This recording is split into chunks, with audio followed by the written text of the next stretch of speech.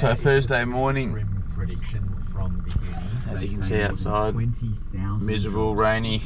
I've just stopped off here to get a coffee and some breakfast, and then I'm going to take you to the job where I've laid out my bond down the other side of the house. We've now finished the al fresco as you saw yesterday's video, and now I've just laid my first course down the side. So I've had a few people asking me about how I lay out my bond and how I set out my full bricks and lengths and stuff like that, where I've got a heap of cuts.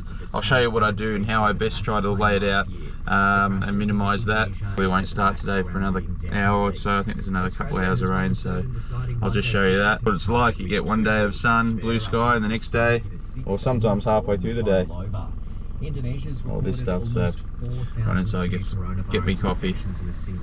So I was just watching Charlie Collison's new one, and he's going through some plan reading and some drawings, and I noticed that there was the movement joints in the houses over there. There only seem to be three movement joints in the whole house. I don't know if you guys from the UK can let me know if is that normal, or like, is that standard for only had a couple of movement joints or expansion joints? At the house I'm working at the moment, we have 14 expansion joints. So I just want to know, is that something standard, or that'd be heaps better. It's a pain in the ass when you got to make sure you remember every single one of them 14 expansion joints or 12 expansion joints. Not to mention, you were saying if you miss one, but if you miss one of 12 or 14 that we've got, even if you misplace it by like up to a couple of 100 mil and it's in the wrong spot, you'll be coming down to rip it down and make sure it's in the right spot. That's something they pick on a heap here in Australia. Fucking muddy and wet. Alright, this is what I did yesterday. I ran this course down this side of the house. Oh Jesus. Yeah, I think it's a good idea not to work today. You see the first pond's getting wet. Getting really wet. All this stuff anyway. Alright, so I ran my first course all the way to the end from this other side here. You can see there's one joint there. There's another joint at the end. So there's two, plus this one here. There's another movement joint or expansion joint. 3 here up against this window that they put in, specialised window. That's the whole reason I didn't lay out the bond all the way around the house. Otherwise I generally like to do that first day of the job, but we couldn't do it. So they came here, did this the other day. So I ran the course all the way from the front to this side, and now I'm going to do the same here. So generally what I try to do is, when I come up to a window, it's very hard, but you'll find, as you'll see, it's very hard to make these work full cuts, full lengths. So this one with this window, as you can see there, I've made this one work a full brick length for this first 5 brick panel, and then I run it here. When we come up to this next bit, I try to half bond this one with this window. Then you see halfway through that brick and the window there. So this one will work brick lengths as well under this window. But then you come up to this little gap here, which isn't quite the same distance as this one that works 5 brick lengths, but it's about 5 and a bit. So as you see, I've tried to make it work. And I'll pull off this rubber firstly. That doesn't need to be there. And what you'll find is this one here doesn't quite work half bonded. So we might be able to get away with this. Might be able to open up these joints and make this one work.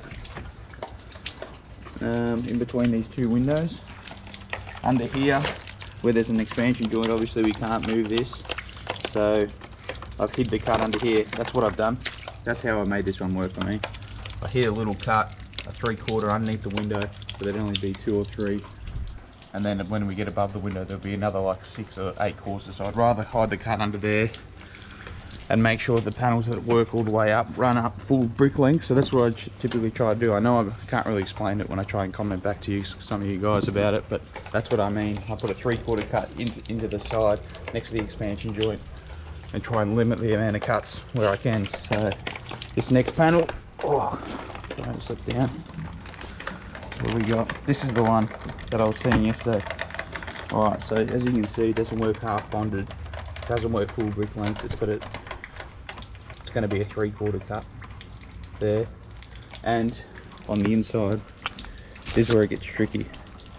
Sometimes we try and make them work brick lengths by changing the window, by moving the window slightly either side, but for these jobs, this is the amount of gap you have either side. It's probably less than 10 mil, which is always makes things hard because you don't have a lot of room to play. If they don't work full brick lengths, they just don't work sometimes. So that's the situation I got on this side. Because there's an AJ there, I can't change the bond this side and shuffle these bricks along. So over this distance, which is 1, 2, 3, 4, 5, 6, 7, 8, 9.5 bricks, we're going to have a cut 3/4 length here when we get up to window height.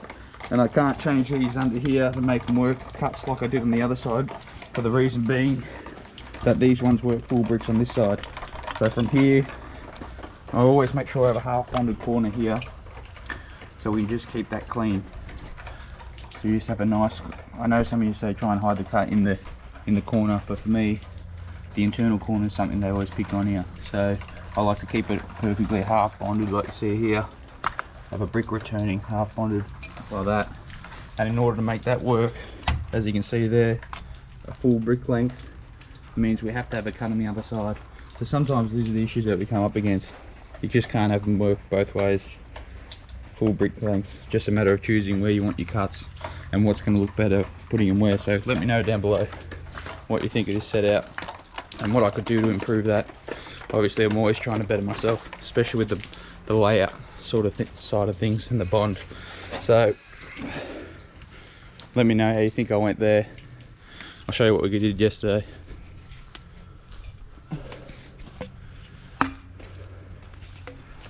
Oh yeah, this is an interesting thing. Alright, so we got this section in done, the al fresco, yesterday. Look at this is going to be muddy all day. I couldn't reach all the way up, so I actually racked back this 5 courses here. I had to reach it quite a bit on the scaffold, so I put that up 5 courses, and what I'll do is I'll just put a profile in there when we get our bigger trestles and just run that in. This is another thing I do. I've got a face pier 350 by 350 here.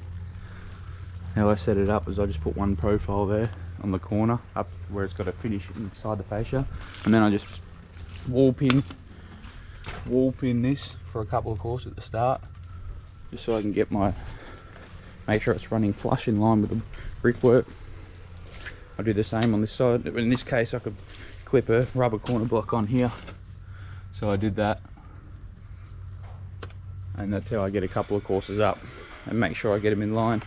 Then I just tape off obviously 350 by 350, and then from there I'll just use the level, either do a level or put some profiles either side and run it up. So that's how I usually set out my piers, to make sure they're all running in line. It's really starting to come down now. This ground's going to get nice and soft. Anyway, just a quick video. Let me know what you reckon. That's just a couple of setting out things that I do. Let me know down below what I can do to improve, what you reckon about this. How can I better make this bond work without getting cuts? Like, how do I eliminate this cut? I don't think I can. I think I have to just have this in there.